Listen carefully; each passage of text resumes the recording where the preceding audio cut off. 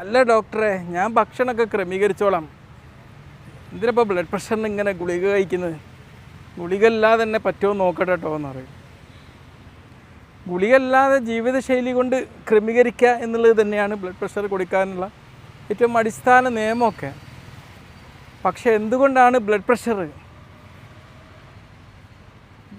Life style കൊണ്ട് കഴിയാത്തവർക്ക് മരുന്ന് കൊണ്ടെങ്കിലും അത് കൺട്രോൾ ചെയ്യണമെന്ന് പറയാൻ കാരണം എന്ന് പറയും, ഈ ബ്ലഡ് പ്രഷർ കൂടിക്കഴിഞ്ഞാൽ നമുക്കറിയാം നമ്മുടെ രക്തത്തിലൂടെ അതിശക്തമായ സമ്മർദ്ദത്തിൽ രക്തം ഒഴുകിക്കൊണ്ടിരിക്കുന്ന ഒരു പ്രതിഭാസമാണ് അമിത രക്തസമ്മർദ്ദം. ഇത് കൂടിക്കഴിഞ്ഞാൽ നമ്മുടെ ബ്രെയിനിന്, നമ്മുടെ കിഡ്നിക്ക്, നമ്മുടെ ഹൃദയത്തിന്, പിന്നെ നമ്മുടെ കണ്ണുകൾക്ക് ഒക്കെ അത് കൂടിയത് കൊണ്ടുള്ള ക്ഷതം വരാനുള്ള സാധ്യതയുണ്ട്.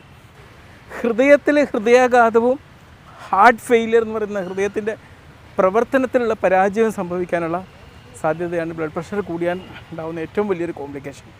നമ്മുടെ ശരീരത്തിലെ ഏറ്റവും വലിയ അരിപ്പ് അത് കിഡ്നിയാണ്. ബ്ലഡ് പ്രഷർ കൂടി നിന്നാൽ ഈ കിഡ്നിയുടെ ഫിൽറ്ററിങ് പവർ അങ്ങോട്ട് പോകും. അത് മാത്രമല്ല, ഈ ബ്ലഡ് പ്രഷർ കൂടി നിന്നാൽ പിന്നെ ഈ കിഡ്നിയുടെ പ്രവർത്തനം താറുമാറായി കഴിഞ്ഞാലോ അതുകൊണ്ടും നമ്മുടെ ബ്ലഡ് പ്രഷർ അതുമൂലവും കൂടും. രണ്ട് റിസ്ക്കാണ് നമ്മൾ ബ്ലഡ് പ്രഷർ കൺട്രോൾ ചെയ്യുകയാണെങ്കിൽ നമുക്ക് ഒഴിവാക്കാൻ പറ്റുക.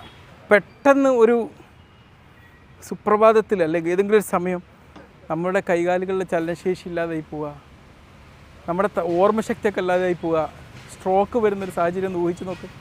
ഇത് ബ്ലഡ് പ്രഷർ കൊല്ലം ഉണ്ടാവാൻ സാധ്യതയുള്ളൊരു വലിയ കോംപ്ലിക്കേഷനാണ്. മനസ്സിലായില്ലേ? നമ്മുടെ മനസ്സിൻ കണ്ണാടി കണ്ണാണെന്ന് പറയാറുണ്ട്.